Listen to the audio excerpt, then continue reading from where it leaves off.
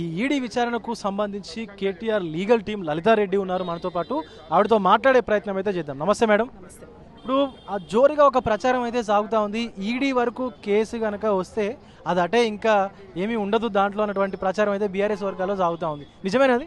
ఇప్పుడు ఈడీ వస్తే అటే అనేది అయితే రాంగ్. ఇప్పటివరకు ఎన్నో వేల కేసులు పడ్డాయి. మీరు అసలు గూగుల్లో కొట్టి చూడండి, నేనడమే ఎందుకు ఇట్లాంటి ఎన్నో కేసెస్ ఇప్పటివరకు ఫైల్ అయ్యాయి. అందులో ఐ థింక్ 0.5% సంథింగ్ ఏదో ఇప్పటివరకు రిజల్ట్ వచ్చింది. సో ఈడీ రాగానే అంతే కథము ఏదో అనడము ఇదంతా ఫాల్స్ ప్రొపగండా చేస్తున్నారు. అట్లాంటిది ఏమీ లేదు.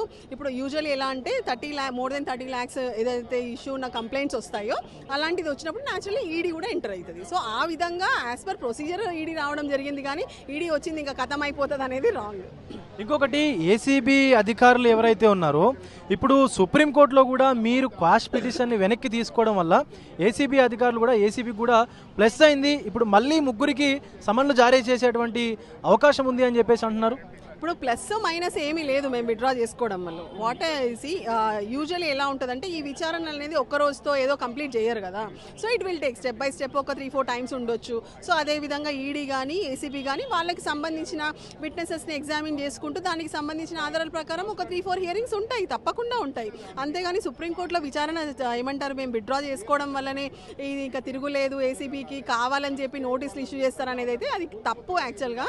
బికాస్ విచారణకి తోడ్పడడానికి కేటీఆర్ గారు 100% రెడీగా ఉన్నారు. 9th రోజు ఎప్పుడైతే విచారణకి తను ఏసీబీ విచారణకి హాజరయ్యారో ఇమీడియట్గా కేటీఆర్ గారు అడ్వకేట్కి ఇన్స్ట్రక్షన్స్ ఇవ్వడం జరిగింది, సుప్రీంకోర్టులో విత్డ్రా చేసుకోండి, ఇది ఏమీ లేదు. నేను అంత క్లియర్గా వాళ్ళకి బయట కూడా చెప్పాను, ఇంతకుముందు కూడా చెప్పాను, ఇప్పుడు కూడా నేను విచారణకి వెళ్ళొచ్చాను కాబట్టి నేను చాలా కాన్ఫిడెంట్గా ఉన్నాను, మీరు అది విత్డ్రా చేసుకోండి అని చెప్పారు. సో దాని తర్వాత నిన్ననే ఫస్ట్ టైం హియరింగ్కి వచ్చింది ఫైల్ చేశాక. సో రాగానే విత్డ్రా చేయడం జరిగింది. ఇప్పుడు నార్మల్గా అంటే ఆయన మున్సిపల్ మినిస్టర్గా ఉన్నాడు కాబట్టి పర్మిషన్స్ అక్కర్లేదని చెప్పేసి అన్నారు.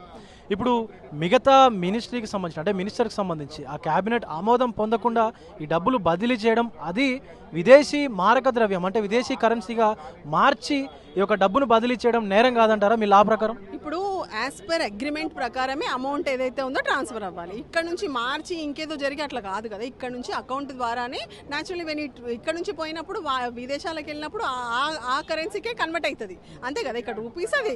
కానీ ఇది ఏదైతే ఉందో కంప్లీట్గా అకౌంట్ ట్రాన్స్ఫరే కదా. సో ఇదేదైతే విదేశీగా మారక ద్రవ్యాలకు ట్రాన్స్ఫర్ చేశారు, ఇల్లీగాలిటీ కమిట్ చేశారు, ఇంకేదో జరిగిందనేసి ఫాల్స్ ప్రొపగండా అవుతుంది. That is all wrong. As per agreement ప్రకారమే ఈ అమౌంట్స్ ఏదైతే ఉందో వాళ్ళకి ఇచ్చేది ఉండే. సో దాని ప్రకారమే ఈ అమౌంట్స్ అనేది ట్రాన్స్ఫర్ అయింది.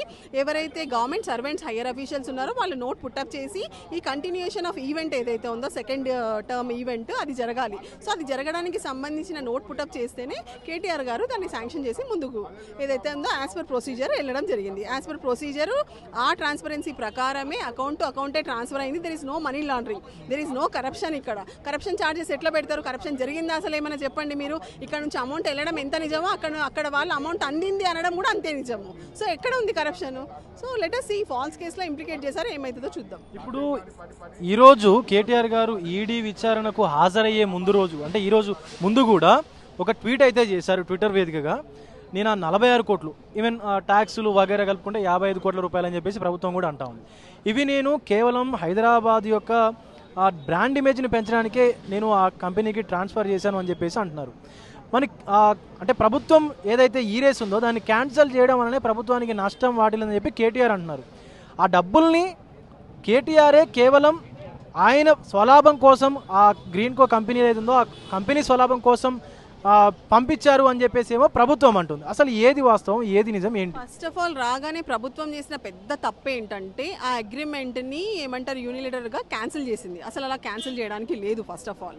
సో ఏదైతే ఉందో దాన్ని ఒక క్యాన్సిల్ చేయాలనుకుంటే కూడా ఒక ప్రాపర్ ప్రొసీజర్ ప్రకారం నోటీస్ ఇష్యూ చేయాలి. నోటీస్ ఇష్యూ చేసి వాళ్ళు కూడా క్యాబినెట్ నిర్ణయం తీసుకోవాలి. మరి ఏమైనా తీసుకున్నారా క్యాబినెట్ నిర్ణయం? చెప్పండి. క్యాన్సిల్ అంత పెద్ద ఈవెంట్ బ్రాండ్ ఇమేజ్ తెచ్చింది మనకి, ఏమంటారు కేటీఆర్ గారి వల్ల అంత పెద్ద బ్రాండ్ ఇమేజ్ మనకి ప్రపంచవ్యాప్తంగా వచ్చింది.